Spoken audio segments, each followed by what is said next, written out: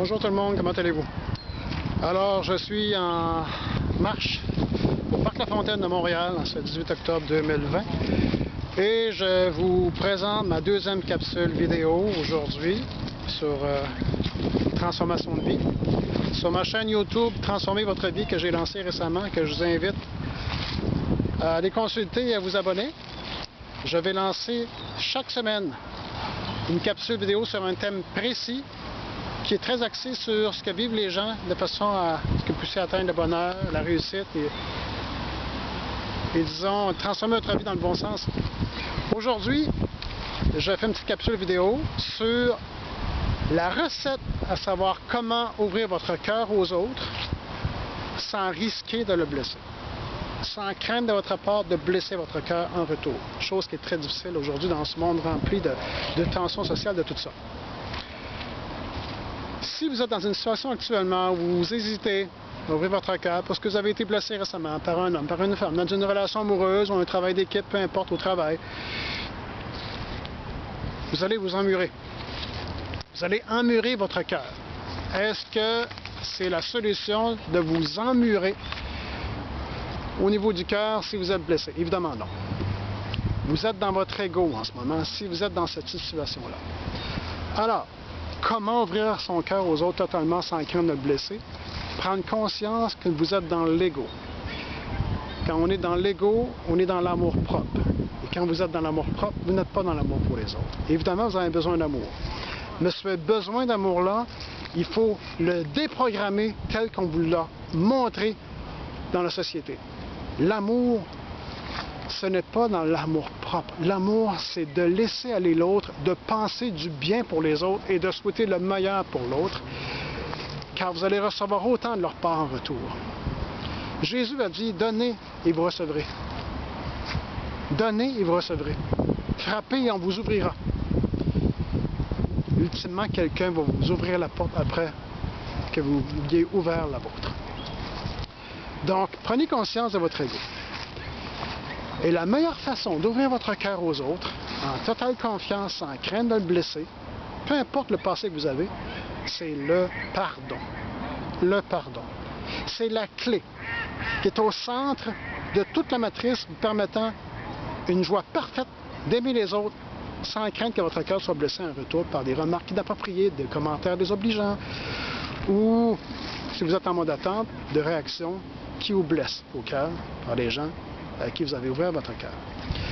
Le pardon, c'est facilité, c'est rendu possible par 4 grandes clés que je vous énumérer aujourd'hui, qui vont vous aider à pardonner plus facilement.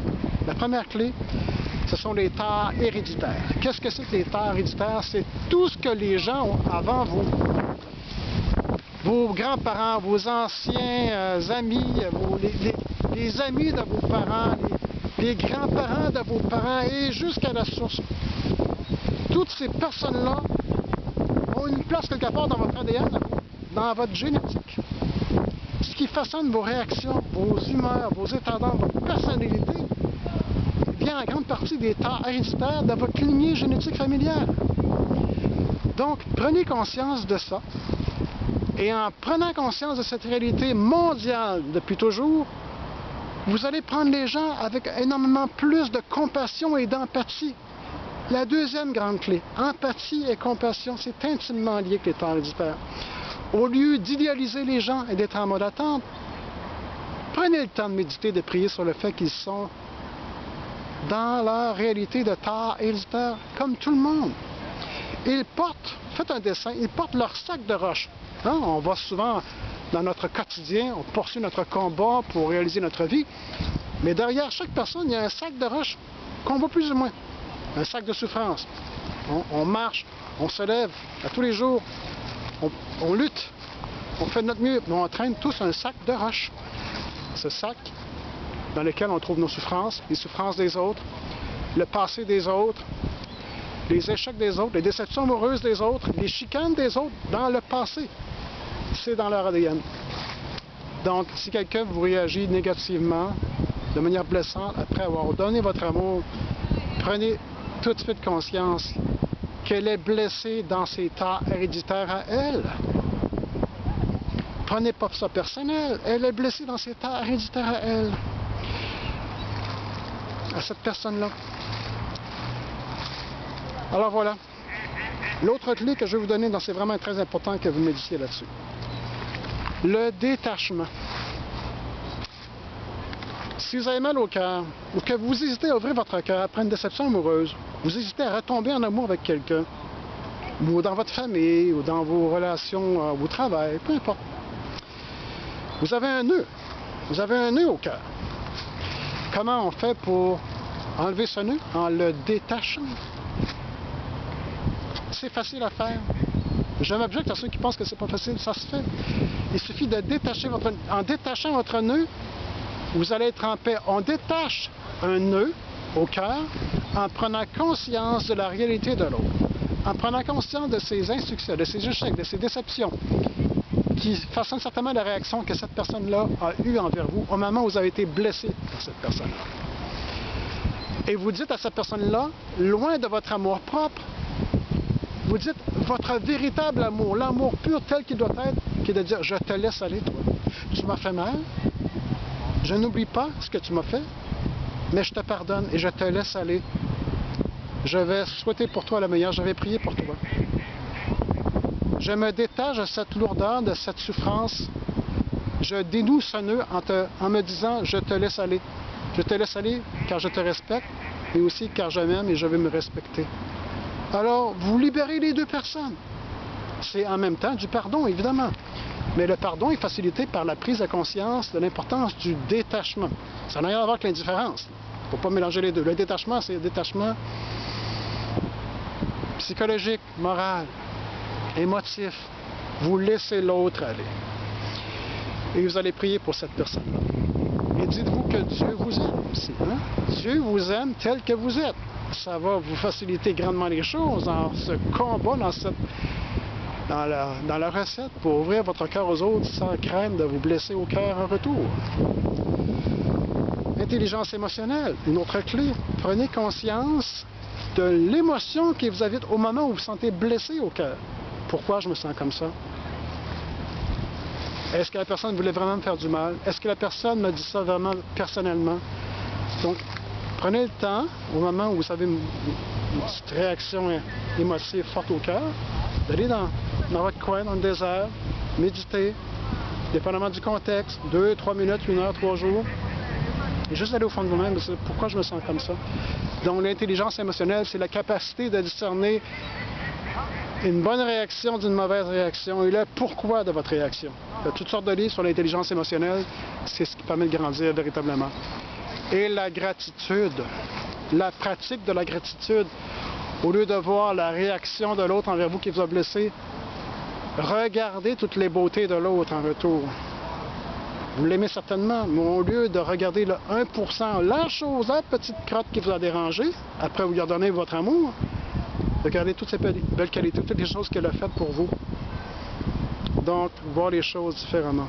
Donc, je répète, l'importance de prendre conscience des torts héréditaires, votre ego, la règle du détachement, l'intelligence émotionnelle,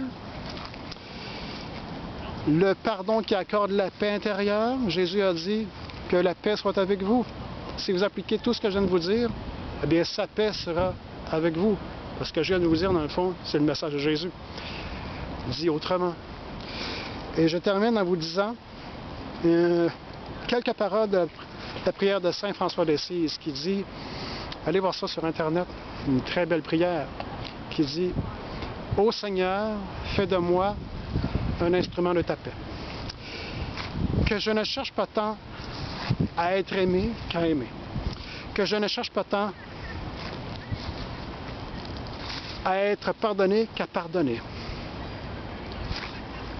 Sois pour moi force et courage, et que je ne cherche pas tant à être consolé qu'à consoler. » Et si vous prenez le temps de serrer dans vos bras les personnes à qui vous avez donné votre amour mais qui vous ont blessé en retour, en appliquant les règles que je viens de vous donner, a priori, avant, un petit câlin, une petite caresse sur l'épaule, une petite tape dans le dos, vous allez la désarmer complètement, cette personne-là.